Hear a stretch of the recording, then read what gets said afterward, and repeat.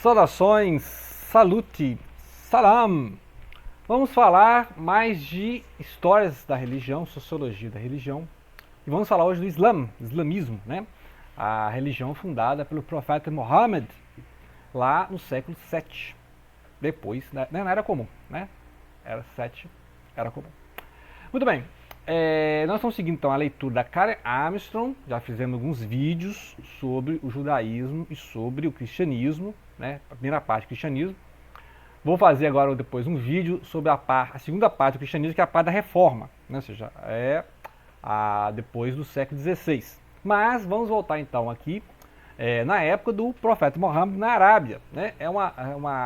Trata-se de uma religião que foi fundamental para formar uma civilização, assim como o hinduísmo, né, o brahmanismo lá na Índia, né, o sistema de castas na Índia, por exemplo, os brahmanes, etc.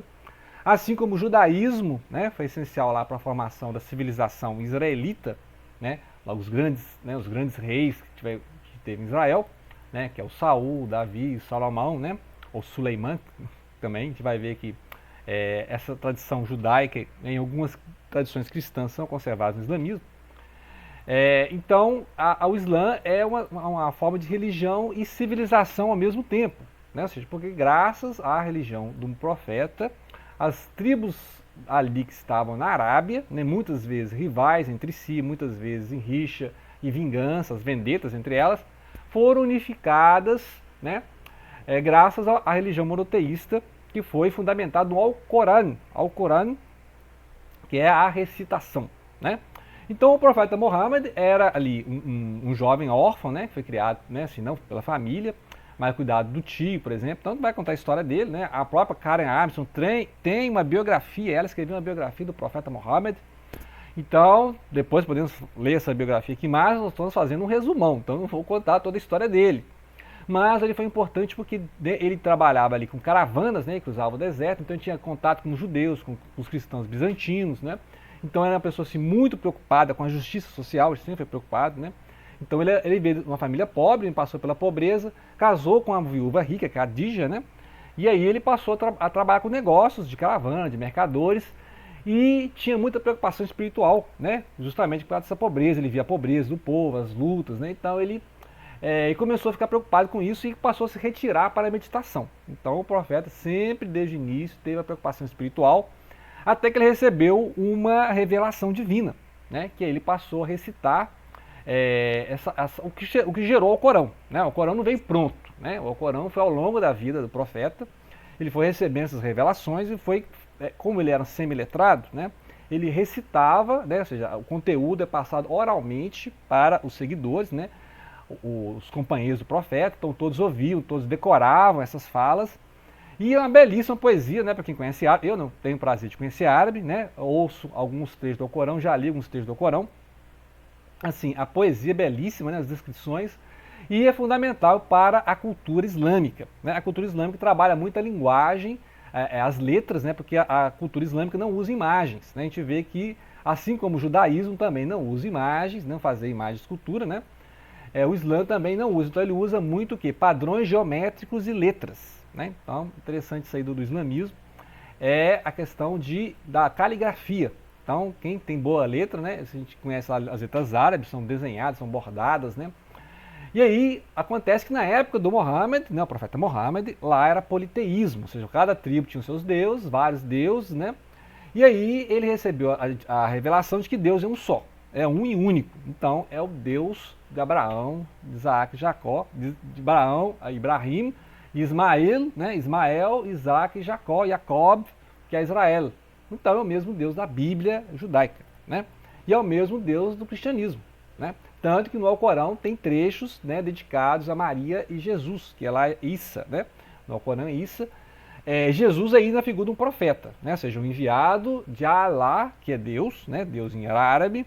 Alá enviou Issa, né, que é o profeta Jesus, e não na ideia, né, cristã, trinitária de Jesus ser a segunda pessoa da Trindade, né, o Deus Filho encarnado. Não tem essa concepção, assim como não tem isso no judaísmo, né?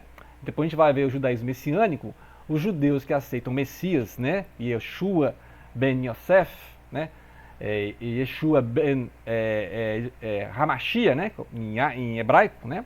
Esses judeus, a gente vai fazer um vídeo só sobre o judaísmo messiânico, aqui, só diferenciando aqui. Porque o judeu messiânico, né, o judaísmo messiânico, aceita o Messias, mas não é a ideia trinitária de que o Messias é Deus encarnado. Então aí diferencia do cristão. Por isso que o judaísmo messiânico está ali num limbo entre o judaísmo e o cristianismo. A gente vai fazer um vídeo, aguardem que eu vou fazer um vídeo só sobre o judaísmo messiânico. Aguardem, tenham calma. Nós estamos no século VII ainda. Então, mostrando que a ideia de Deus monoteísta existe no judaísmo, no cristianismo, no islamismo, mas só que essas ideias são tanto quanto diferentes, né? Agora, a ideia judaica, a ideia islâmica é muito próxima. Deus um e único, né? E esse Deus um e único, que é Alá, ditou ao Corão. Então, o Corão foi ditado, né, através do mensageiro, que é o anjo Gabriel mesmo, que anunciou, né, o nascimento de Jesus para Maria, é Miriam, né, no Alcorão, e é para o mensageiro profeta, né? Então um produto de uma revelação. O Alcorão então gerou a religião e aí o Mohammed conseguiu unificar essas tribos, né? Teve problema de início, né? Que ele teve que fugir da cidade de Meca e ir para Medina. Lá ele começou a pregar a religião. Aí que começou o calendário, né? O calendário islâmico é diferente do gregoriano e do judaico, né? Depois a gente vai fazer um vídeo só sobre calendários, né? O calendário é outro, eles estão em outra época, calendário lunar, né? Então tem essa diferença. Então o calendário árabe vai ser marcado a partir dessa fuga, a Égira, né? Que o profeta vai fundar então a religião através do Alcorão. As recitações vão ser passadas, né? Depois vão ser compiladas e vai se formar o livro chamado Alcorão, que é a recitação.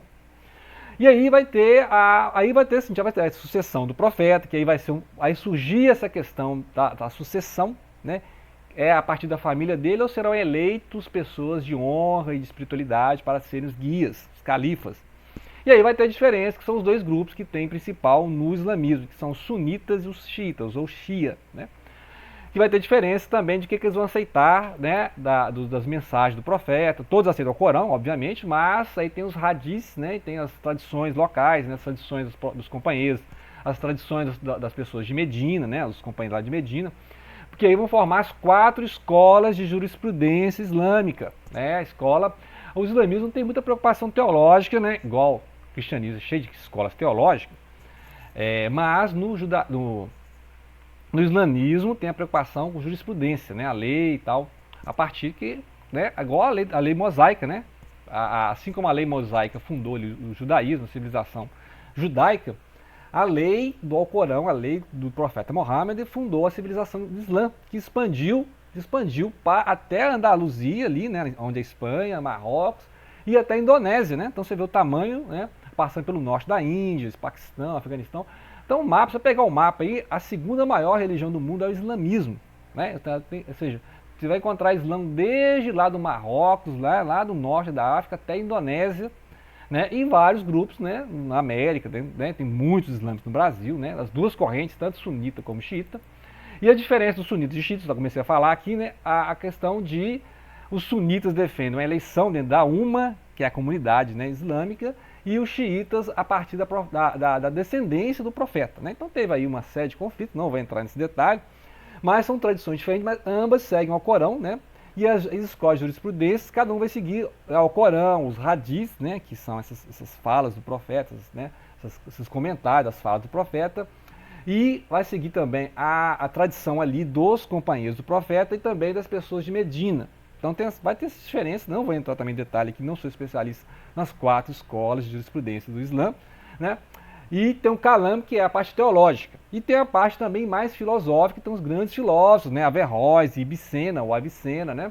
Vai ter também o Al-Ghazali, famosíssimo Al-Ghazali, que são escolas de filosofia do Islã. Depois a gente vai fazer aí vídeos especiais sobre filósofos, né? Inclusive os 99 nomes de Deus ou tributos de Deus do Al-Ghazali, né? Tá na lista de leitura para a gente discutir a filosofia islâmica, né? Que influenciou também filósofos não islâmicos, não é? O Aquino, né? O São Tomás de Aquino, que leu Aristóteles, leu também os árabes, né?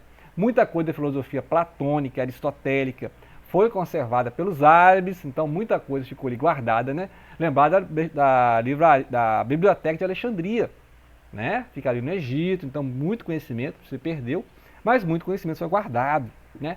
E os árabes se destacaram enquanto civilização até pelo avanço da medicina. Vários médicos já tinham hospitais em Bagdá, bibliotecas em Bagdá, né? Depois a gente pode fazer um outro vídeo só sobre essa questão da civilização islâmica, que chegou até onde é Espanha e Portugal, né? E ali o pessoal, na Espanha e Portugal, que, né, os países hoje, mas ali era um grande reino dos mouros, né?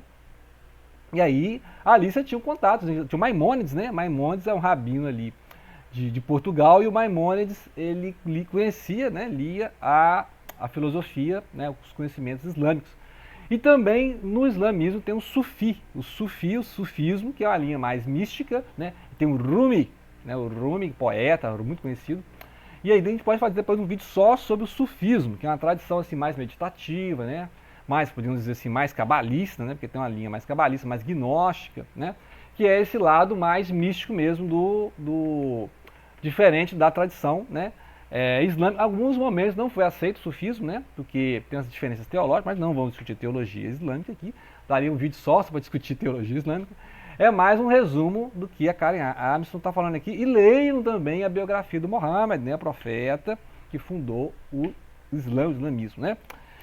Dentro dessa dica de leitura, Ali Kamel, né, que é, né, de origem muçulmana, e ele é um jornalista da Rede Globo Televisão, Brasil, e vai falar aqui do Islã num momento delicado, porque aí ele vai entrar na questão do fundamentalismo. Tem um livro da Karen Armstrong sobre fundamentalismo, nós vamos ler aqui, reler, que vai discutir fundamentalismo. Mas aí ele não está falando só do fundamentalismo, que existe também no cristianismo, né? O pessoal, tem terrorista, não, né? É um momento delicado, que é a época ali das torres, né? O World Trade Center. O pessoal tem muito preconceito com o Islã, e aqui ele vai destruir esses preconceitos. Vai mostrar que existe mais semelhanças, judaísmo, cristianismo, islamismo, do que você pensa, né? Então muita coisa você acha assim, não, mas algumas diferenças teológicas tem, mas é um Deus único, é o mesmo Deus que se manifestou para Abraham, né, o Isaac, Ismael, Jacó, os filhos de Israel, depois para Moisés, Moshe, né? Então, é a mesma tradição, né? Então, ou seja, a gente tem muita mais coisa em comum, né? O judaísmo, o cristianismo e o islamismo. Só que tem as questões políticas, né? Então, durante muito tempo, o cristianismo, né, católico ali atacou, né, cruzadas, dentro das cruzadas aí, as inquisições da vida atacaram os judeus e os islâmicos, que estavam mais tolerantes entre si, né? Uma época de grande tolerância do judaísmo e do islamismo, porque tinha essas perseguições cristãs. Aí depois, no século XX, com a perseguição contra os judeus, o Holocausto, o Shoah, né? E a questão da Palestina, a questão do Estado de Israel, aí começou a ter uma crescente rivalidade entre o judaísmo e o Islã. E aí você viu que uma parte do cristianismo ficou muito ligada, ainda mais a pessoal mais reformado, né? Ficou muito ligado ao judaísmo, ao sionismo. E aí ficou agora essa guerra do Ocidente junto com Israel contra o Islã. Aí essa ideia do terrorismo, né, tal, que tem, né, ele não está negando terrorismo. Tem o terrorismo, só que não pode se confundir o islamismo com o terrorismo, né? Então tem linhas radicais, linhas fundamentalistas em todas as religiões, até no budismo, acredite se quiser, até no budismo tem linhas radicais, né?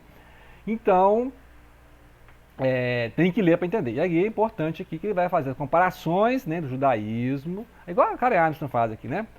Comparações das religiões, das teologias, dos fundos, né, dos fundos teológicos mesmo, né, os mitos, né, as lendas, as várias. O fundo comum do Oriente Médio é o mesmo, né? As mesmas histórias são contadas no Alcorão, então ele vai mostrar isso aí.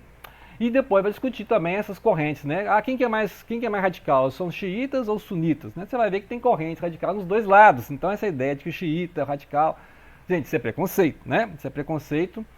Tem diferenças teológicas entre sunitas e xiitas, mas é tudo o Islã, né?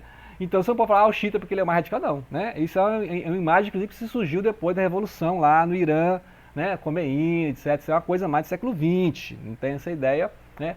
Ele vai mostrar, ele vai desmistificar, e é um livro excelente para introdução. Você não conhece nada de Islã, então eu até recomendo que você leia esse, e aí depois você vai aqui na Karen Armstrong, que é muito mais robusto, né? Ela dedica capítulos inteiros à discussão desse Kalam, que é a teologia do Islã, e da parte também de filosofia, né? E vão abordar em outros vídeos, né? Que aí vão falar, né, dos filósofos do Islã, ok? Então essa é a dica para quem não conhece, né, islamismo, e para conhecer a Karen Armstrong.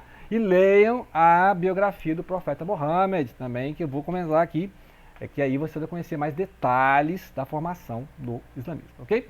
Grato pela atenção, não deixem de compartilhar.